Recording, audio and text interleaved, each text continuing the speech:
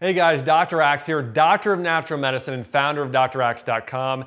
In this video, I'm going to share with you how to get rid of shin splints fast. And I'll tell you, I'm a person that struggled with shin splints for years. I'm a triathlete, and anytime I would run, I would get chronic shin splints. In fact, sometimes they got so bad, I couldn't even run 10 feet without excruciating pain. So in this video, I'm going to share with you the best diet, supplements, natural treatments, and other things that you can do to start to get rid of shin splints fast. And if you follow my advice here, I guarantee you are going to get rid of them and have better performance than you've ever had. Step number one is you need to spend some time resting it, and we need to really kind of re-up the healing process. So if you've got shin splints, I'd recommend you do some soft tissue work on the area and doing three things you can consider. There's a technique called Graston, that's Graston. Graston, they actually take a stainless steel instrument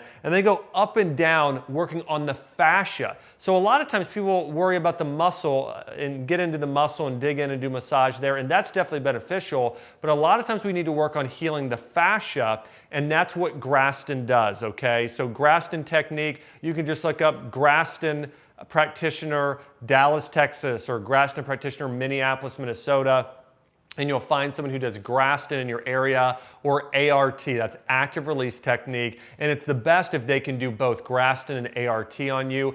ART works on the muscle, Graston works on the fascia. It's a great thing to do. And also getting your own foam roller at home. You can start getting a foam roller and you can simply go up and down on your shins. You want to do that for about 1.5 minutes on each shin, or up to 2 minutes max on each shin. You don't want to go over that because then you can start to cause injury, but about 2 minutes to your shins there once to twice daily. Now, in terms of diet, here's what you want to do. You want to get plenty of magnesium and proteolytic enzymes and omega-3s in your diet on a regular basis. Now, proteolytic enzymes are found in certain types of fruit, such as kiwis, figs, pineapples, papaya. They actually help reduce inflammation. And so, doing a couple kiwi a day for your fruit is a great thing to do. Also, the herb ginger contains proteolytic enzymes.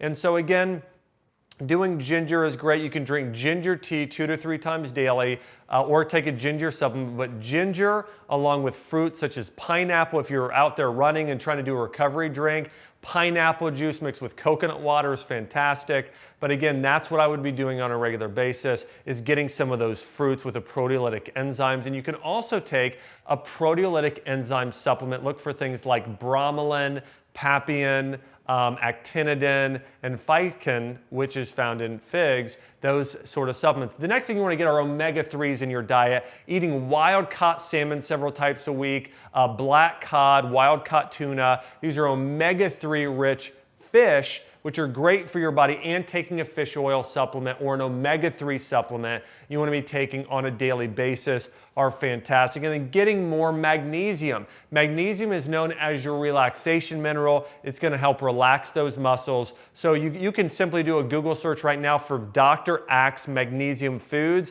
And I have an article I recently wrote on all of the top 20 magnesium-rich foods you should be getting in your diet on a regular basis, such as spinach, dark chocolate, pumpkin seeds, and a whole lot more you'll find in that article. So look up magnesium-rich foods. But those are 3 of the foods and supplements you want to focus on. And probably the most beneficial superfood and supplement is bone broth. Getting bone broth and collagen supplements.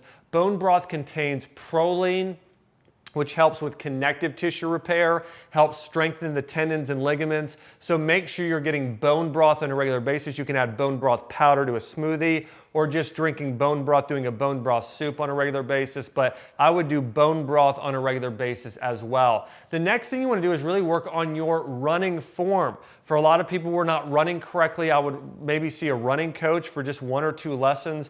They can look at your running form and how you're running. Here's another big thing, is you want to do some cross training. One of the biggest reasons, and by the way, this is me personally.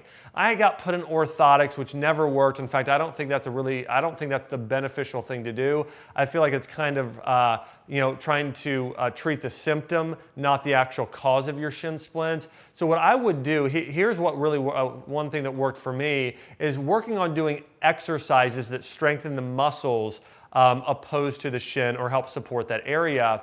And so for me, it was Egoscue and then doing proprioceptive and balance exercises, okay? So Egoscue is a type of exercise to where they're working on strengthening maybe your calves, maybe muscles in your feet, different areas of your body to take stress off that anterior tibialis muscle or the muscles of the shin. Because what's happening when you're getting shin splints, you're overworking the area. So a proprioceptive exercise is you standing on one foot like this, working on looking left, looking right, maybe closing your eyes, but working on balancing. That's something we hardly ever do today, is work on, on balance. And balance, when you're balancing, you're using what are called intrinsic or deep muscles that actually are going to help relieve some of that pain you're getting from shin splints. And some of these exercises, there are things you'll do, let's say in a yoga class or a barre class. If you do yoga, like a Hot 26 class, you're going to be doing balancing exercises, working on proprioception. If you do a barre class, you're doing certain things to help strengthen the calves and the intrinsic muscles within your feet. So again, yoga and barre are great cross-training exercises to do if you're getting shin splints or shin splints from running on a regular basis. But I'd recommend, again, a Egoscue practitioner, and I'd recommend doing yoga and Pilates.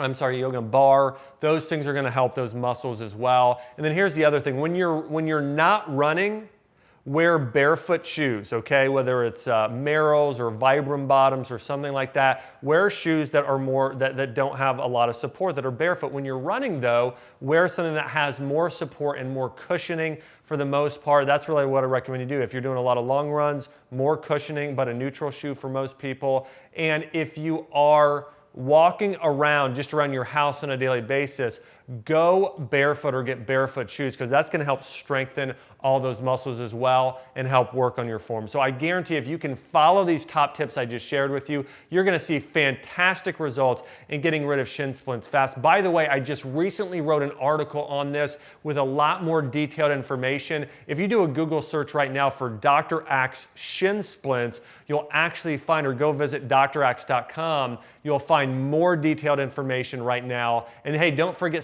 to subscribe here to the YouTube channel. I've got a lot more natural cures and remedies coming out here real soon.